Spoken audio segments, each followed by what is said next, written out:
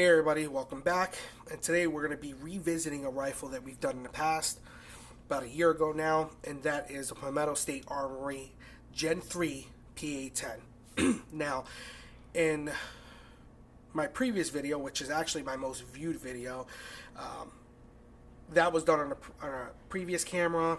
Quality isn't all that great, and over time there has been requests to do a follow-up from some of the guys who've commented, or some of the people who have commented, and I thought it was time that I do, now that I've had quite a bit of time to spend on this. Not a whole lot of rounds, but quality time. So without further ado, let's get into this. So this is a Generation 3 AR-10 variant, their PA-10, and Palmetto State makes a variety of options for you. So you can get them fully built with different attachment, different stocks, different triggers, different handguard options, the whole 9 yards. I did check prior to the video on my old orders, and the hyperlink for this particular model states that it no longer exists. There is another variation that they make that's almost identical to this. However, they changed the handguard on it, so I'm assuming they may not be making this handguard anymore. I'll annotate the UPC number so that you can look it up if you're interested in this particular rig, and that'll give you a starting point for you. Now, let's start from the front, work our way to the rear, and I'll tell you about this gun a little bit over time. So, starting up front here, we have a muzzle brake. This is not the muzzle device that comes with it. It comes with an A2 flash hider. Thread pitch is 5/8 by 24. I swapped this out to have something that'll keep this rifle a little bit flatter shooting, so that I can get back on target better. So recoil mitigation was the key point.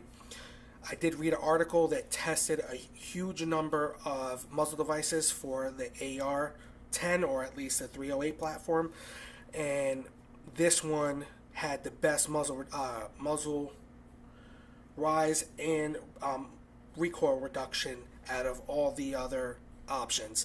If I can find that article, I'll annotate it for you as a reference if you choose to want to read it yourself. But this is made by Precision Armament. It's their M472 severe duty muzzle brake. Really good stuff, and it's like half the cost of some of the other ones that were on that list. It's attached to an 18-inch barrel, so 18-inch long barrel. This is a 416R stainless steel 1 in 10 twist with a mid-length gas system. Very, very nice. I think this is really high quality for the price point of these. So you're getting a nice barrel length, which 18 inch I think is perfect for the AR-10 platform. Collapse this. And that mid-length gas system is going to be really nice. So that mid-length gas system is going to have less, or a little bit less, hotter gases at lower pressures interfacing with the internal ports, which in turn will not wear them out as fast as, say, a carbine light gas system. So really nice. The 1 in 10 twist is pretty standard for AR-10, or at least for the 308 caliber. And the 416R is pretty synonymous with accuracy in terms of rifle building. I don't know what it is about the material. I did look it up a long time ago, but something the way that the bullet interfaces and the way that the material degrades over time actually relates to better accuracy, typically. You can jack up anything, but this barrel material is really, really good. So 416R stainless steel, that's a huge plus. It does come with a low profile gas block, which is adjustable. So as you can see, it's there, and it's mounted via set screws. So this one is a 5-position gas block. Really good. It's not really 5 positions.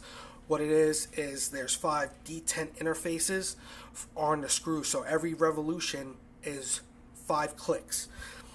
So it's a little bit of a tomato kind of deal. If you think about it, it's not really 5 set positions, but there's 5 variations per revolution, which gives you a lot more adjustability in between revolutions, so you can really fine tune this thing.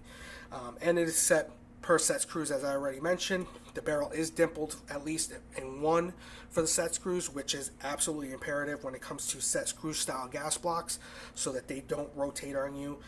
And I reset these using rock set.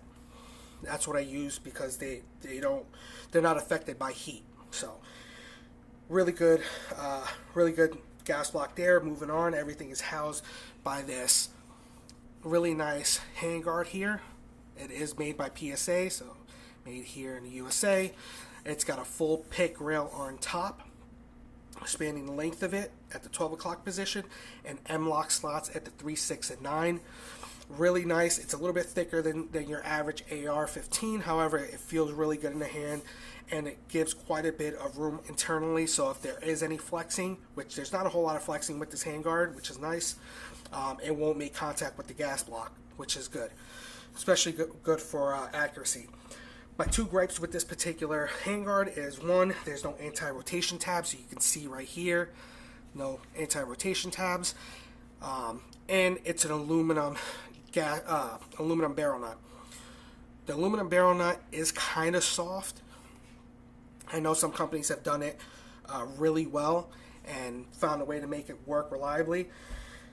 Haven't really had any issues. However, when I did take this barrel out to check everything and then reinstall it, I did cavitate one of the flats on it, so it's not really it doesn't inspire a lot of confidence. However, it hasn't given me an issue.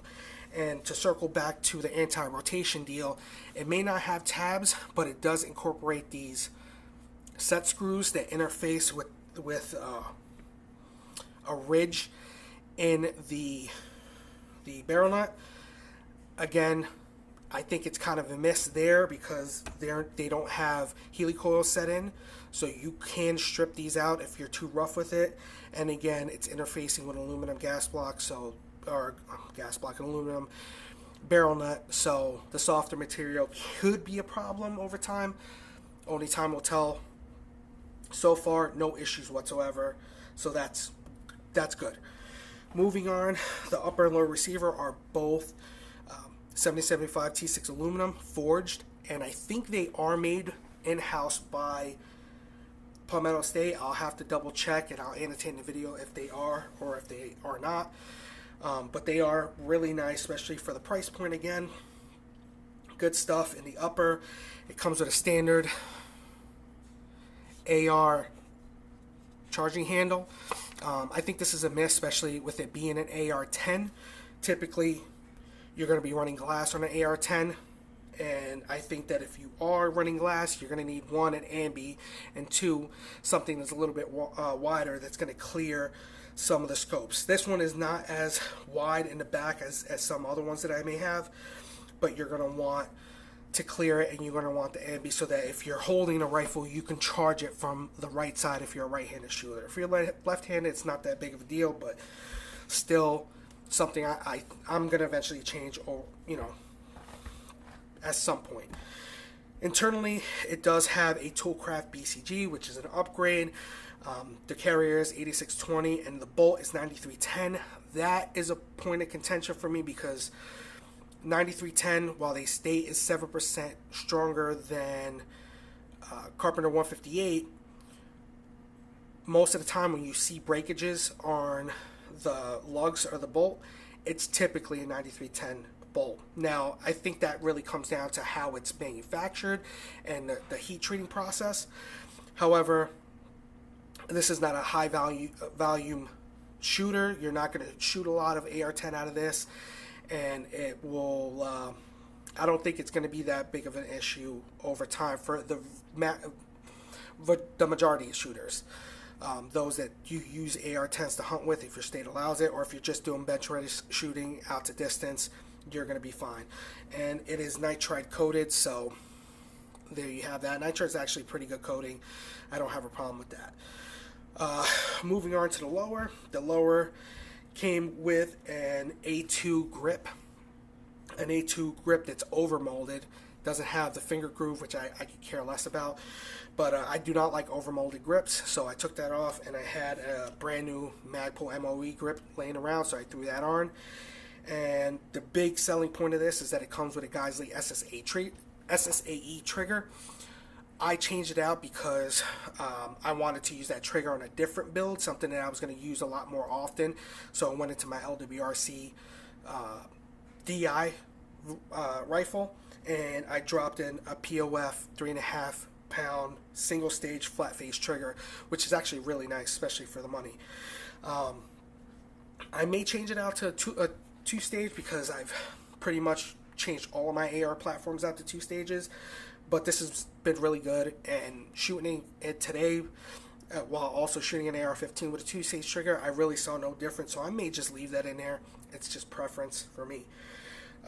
Moving on, it does come with a 6-position carbine stock, and it has a AR-10 carbine buffer with a carbine spring. And to wrap the core of the rifle up is the stock. This is the Magpul STR stock. It's actually not a bad stock. I didn't like it at first because even though with the lockup it did have play in it, but a little bit of like Gorilla Tape on the inside will take that slop up, and it's actually grown on me quite a bit. I do like this stock now, so I'm going to leave it on. As far as the attachments go, I got an ADE cantilever mount, 30 mil, and I have this Vortex Diamondback Tactical 4-16. I'm not a huge fan of Vortex for a variety of reasons. I'll do a video on it one day, but I think I'm going to revamp this whole build as a project and make it more dedicated to long range precision.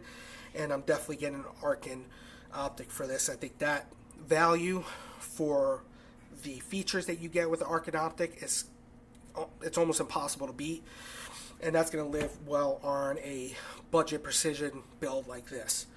So that is the core of the rifle. I have about 650 rounds, maybe a little bit more over that with the upcoming accuracy test, but I haven't had any issues whatsoever. No stoppages, no nothing. It's fed everything reliably. It shoots reliably. The one thing I didn't get to do was an accuracy test. I did it with initial stuff that was offered at the time. Again, this is during the height of COVID, so things were really expensive and scarce. However, I did find some stuff locally that I want to try out. So I got 5 loadings that I'm going to be running. Not as much as what I do with the AR-15, but then again, 308 is more expensive.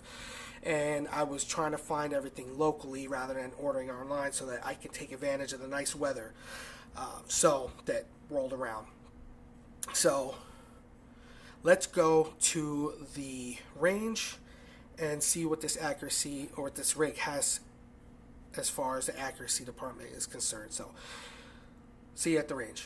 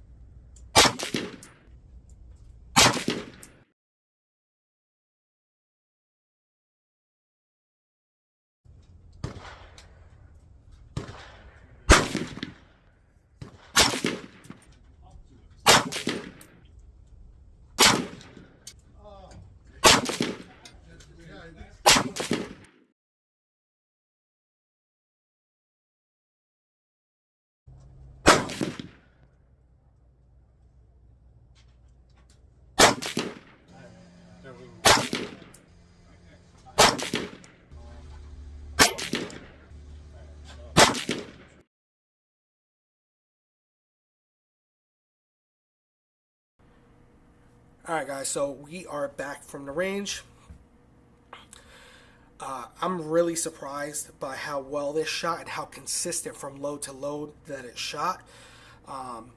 As you've seen, I posted all of the shooting footage plus the results, but let me grab the paper real quick.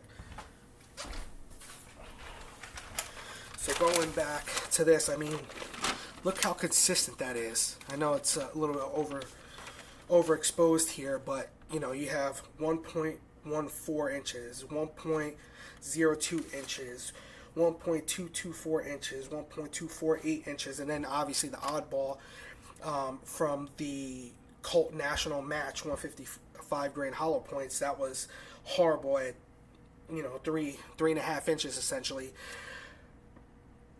I kind of figured this would happen, and the reason being is that I've shot stuff from double tap ammunition in the past, and they've always shot like shit, and they're pretty expensive ammunition too. But not a fan of double tap. I definitely won't shoot this stuff ever again. I didn't even know it was a thing. I saw it at my local FFL and picked it up for this test. But to see this type of stuff being consistent, as you can see, the lighter stuff, the 150 grain stuff, very consistent across the board. It seems to like the lighter stuff over the heavier stuff. Couldn't get my hands on any Federal 175 SMKs, but I may check that out later on down the road. But honestly, look at PNC Bronze and Fiocchi. If you're giving me this all day, there's no reason to spend any of this extra stuff. If this gun maintains this accuracy across the board like that, which it shows that it's very consistent from load to load, aside from this crap. Man, this is a really good option for somebody who is trying to capitalize on their dollar. So, to wrap this guy up, how has this been for me over the last years? It's been very, very good. No issues whatsoever. I've never had any type of stoppages. It's eaten everything that I've fed it. And as you can see, now that I finally got to do an accuracy test on this 2 years later, it is actually very accurate. 308, there are some really accurate rounds, but across the board, you're going to see a lot of hunting stuff, which isn't typically accurate. But from what I've seen here, from the affordable stuff to some of the higher end stuff, it's pretty accurate and very consistent across the board. So I'm very pleased with this, and I can't wait to maybe throw a better optic and do a little bit of work on this and see what I can get out of it. Maybe I can find a steel barrel nut that interfaces with this particular handguard, and I can keep this handguard but have that rigidity I'm looking for. But overall, very, very excited. I know this is something that was asked, so hopefully, hopefully you guys are gonna watch this and enjoy the content, one, but two, maybe come away from this saying, hey, you know what, maybe PSA is the right option for me to save money and whatnot. So if you have one of these, comment down below. Let me know what your experience is, what kind of accuracy are you getting out of this guy. I'm really excited to hear what you guys have to say, and I hope to engage with you down in the comment section below. So guys, have a good one, and I will see you in the next video. Thanks.